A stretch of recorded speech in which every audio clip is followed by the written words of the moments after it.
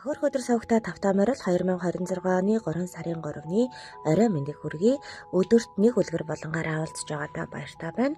За өнөөдөр болохоор хүүхэд багчуудтай зориулаад Монгол хүн цуварч явдаггүй учир гэсэн Монгол ардын үлгэрийг уншиж өгөхөр бэлтлээ. За манай савг маань нэгдээд удаагүй байгаа савг учраас та хэд манай савгт нэгдэрэй гэж хүсмээр байна. За Монгол хүн цуварч явдаггүй учир. Урд цагт өргөн удам Монгол нутагт Манжин хааны дарлалыг эсэргүүцэж нэг сайн эр төрж гин. Тэр өргөн олон Монгол ах дүүгээ дайчилж бослог гаргахаар бэлтгэж байлаа. Манжин хаан жил бүр түшмэл цэргээ дагуулж ан ав хийдэг тул тэр цагийг ашиглаж хааныг дарахаар шийдэж амдж байгаад хааны цэргүүдэд баригдаад зүхтаж гарчээ.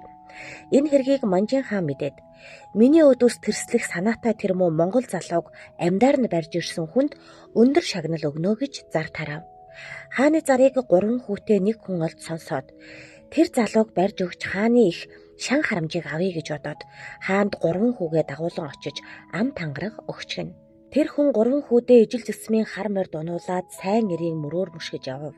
Явсаар нэгэн малчин эмэгнийд хүрч учир явдлаа хэлж асуусанд эмгэн дотроо энэ муу сайн тэнэг малнууд монголчуудын дундаас нэг ч гэсэн сайн эрг гарч Манжин хааныг эсэргүүцэж байхад Монголын төлөө зүтгэхгүй Манжин хааныг дэмжиж Монголоо барьж өгнө гинэ гэж бодоод мэдхгүй гэж хэлээд цай чанаж эхэлтэл 3 хүү яарч бид яарч явна цай авахгүй гэж хэлээд гарч явцгаав. Эмгэн араас нь гарч болсон эдэнээс амсаж мэддэггүй улсуу гэж хэлээд халуун цайгаа араас нь цацчихад гэртээ оров. Тэр үед мөнөөх сайн эр эмэгний гэрийн ойролцоо овооны ард нуугдж байжээ.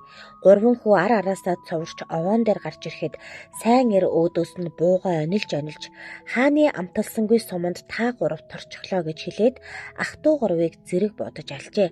Түүнээс хойш Монгол хүн унаатаа явахдаа ар араасаа цуварч явахыг цээрлэж амгай зузаа холбож гүлэм тохож харшилж байна гэж зэрэгцэж явдаг болжээ гэсэн. За ийм сайхан Монгол ардын үлгэрийг өнөөдөр хүүхэд багчуудаа зориулаад уншиж өглөө. Хайд манаас энэ үлгэрээс юу ойлгож авснаа доор комент хэсэгт бичээд үлдээгээд өгөөрэй. Дараагийн дугаараар уулзтлаа. Түр баярлалаа.